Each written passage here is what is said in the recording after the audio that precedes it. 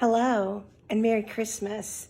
I'm Charlene Schwank, and I'd like to read to you one of my favorite Christmas stories, Why Christmas Trees Aren't Perfect. They say that if you creep into an evergreen forest late at night, you can hear the trees talking.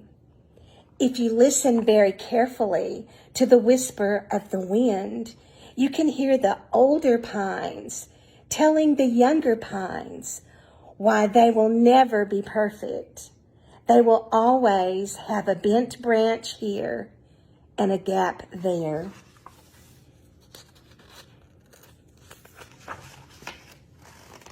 But long, long ago, all evergreen trees were perfect. Each one took special pride in branches that sloped smoothly down from pointed top to evenly shaped skirt. This was especially true in a small kingdom far beyond the Carpathian Mountains in Europe. Here, the evergreen trees were the most beautiful of all, for here the sun shone just right, not too hot, not too dim. Here the rain fell just enough to keep the ground moist and soft, so no tree went thirsty. And here the snow fell gently day after day to keep every branch fresh and green. Each year, as Christmas would approach, the Queen's woodsman would search the royal evergreen forest for the most perfect, most beautiful tree. The one fortunate enough to be chosen would be cut down on the first Saturday of Advent. It would then be carefully carried to the castle and set up in the center of the great hall. There it reigned in honor for all the Christmas celebrations. Out in this hushed forest, every evergreen hoped for this honor. Each tree tried to grow its branches and needles to perfection. All of them strained to have the best form and appearance. One tree, small pine, grew near the edge of the forest and promised to be the most beautiful of all. As a seedling, it had listened carefully to the older trees who knew what was best for young saplings. And it had tried so hard to grow just right.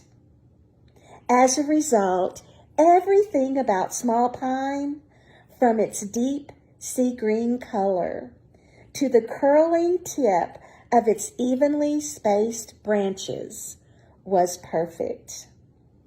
It had, in fact, already overheard jealous whispers from the other trees, but it paid them no mind. Small pine knew that if one did one's very best, what anyone else said didn't matter.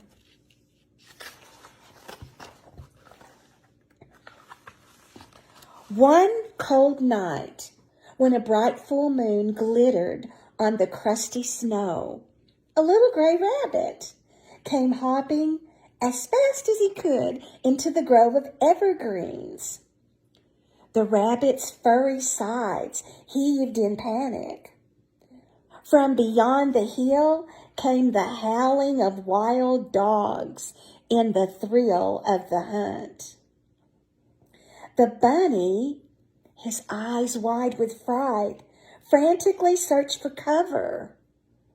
But the dark, cold trees lifted their branches artfully from the snow and frowned. They did not like this interruption of their quiet evening when growing was at its best. Faster and faster the rabbit circled as the excited howling of the dogs sounded louder and louder and louder. And then Small Pine's heart shuddered. When the terrified rabbit ran near, Small Pine dipped its lower branches down, down, down to the snow. And in that instant, before the wild dogs broke into the grove, the rabbit slipped under Small Pine's evergreen screen. He huddled safely among the comforting branches while the dogs galloped by and disappeared into the forest. In the morning, the rabbit went home to his burrow, and Small Pine tried to lift its lower branches back up to their proper height. It strained and struggled, but the branches had been pressed down too long through the night. Oh well, Small Pine thought. No matter. Perhaps the woodsman wouldn't notice a few uneven branches near the ground in a tree so beautiful.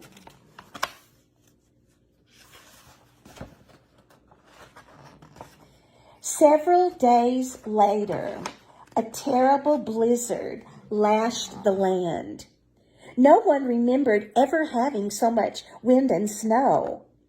Villagers slammed their shutters tight while birds and animals huddled in their nests and dens. A brown mother wren had become lost in the storm. With feathers so wet she could barely fly, she went from one large evergreen to another, looking for shelter. But each tree she approached feared the wren would ruin its perfect shape and clenched its branches tight like a fist. Finally, the exhausted wren fluttered toward Small Pine. Once more, Small Pine's heart opened, and so did its branches. The mother wren nestled on a branch near the top, secure at last. But when the storm ended and the bird had flown away, Small Pine could not move its top branches back into their perfect shape. In them would be a gap evermore. Days passed, and winter deepened. The packed snow had frozen so hard that the deer in the forest could not reach the tender ground moss, which they ate to survive. Only the stronger, older deer could dig through the icy snow with their hooves. One little fawn had wandered away from his mother. Now he was starving.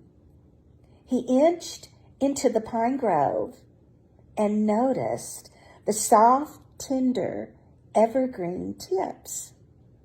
He tried to nibble on them, but every tree quickly withdrew its needles so the tiny deer teeth couldn't chew them. Thin and weak, he staggered against Small Pine. Pity filled the tree's heart, and it stretched out its soft needles for the starving fawn to eat. But alas, when the deer was strong enough to scamper away, Small Pine's branches looked very ragged. Small Pine wilted in sorrow. It could hear what the larger, still perfect trees were saying about how bad it looked. A tear of pine gum oozed from the tip of a branch. Small Pine knew it could never hope for the honor of being the Queen's Christmas tree. Lost in the depths of despair, Small Pine did not see the good Queen come with the woodsman into the forest. This was the first Saturday of Advent, and she had come to choose the finest tree herself, because this was a special celebration year in the history of her kingdom. As the royal sleigh, drawn by 2 white horses, slowly passed through the forest, the Queen's careful eye scanned the evergreens. Each one was hoping to be the royal choice. When the Queen saw Small Pine, a flush of anger filled her. How could such an ugly tree, with drooping branches and gaps, be allowed in the royal forest? She decided to have a woodsman cut it, throw it away, and she nodded for the sleigh to drive on. But then the Queen raised her hand for the sleigh to stop, and she glanced back one more time at the forlorn little pine. She noticed the tracks of small animals under its uneven needles. She saw a wren's feather caught in its branches. And as she studied the gaping hole in Small Pine's side and its ragged shape, understanding filled her heart. "This is the one," she said. "This is the one." And she pointed to Small Pine. The woodsmen gasped, but they did as the Queen directed. Small Pine was the one. To the astonishment of all the evergreens in the forest, Small Pine was carried away to the great hall in the castle. There it was decorated with shimmering silver stars and golden angels, which sparkled and flashed in the lights of thousands of glowing candles. On Christmas Day, a huge Yule log blazed in the fireplace at the end of the great hall. While orange flames chuckled and crackled, the Queen's family and all the villagers danced and sang together around Small Pine. And everyone who danced and sang around it said that Small Pine was the finest Christmas tree yet. For in looking at its drooping, nibbled branches, they saw the protecting arm of their father, or the comforting lap of a mother. And some, like the wise Queen, saw the love of Christ expressed on earth.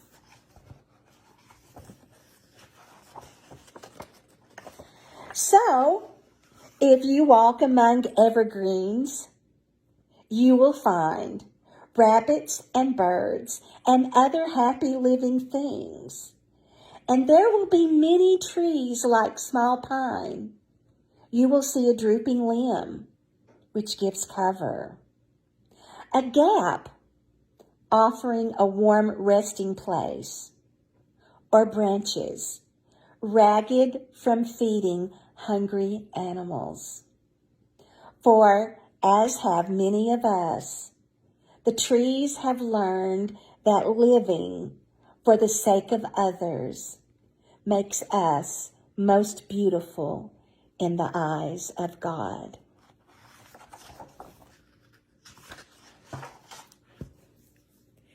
And thank you for listening to my favorite Christmas story, Why Christmas Trees Aren't Perfect.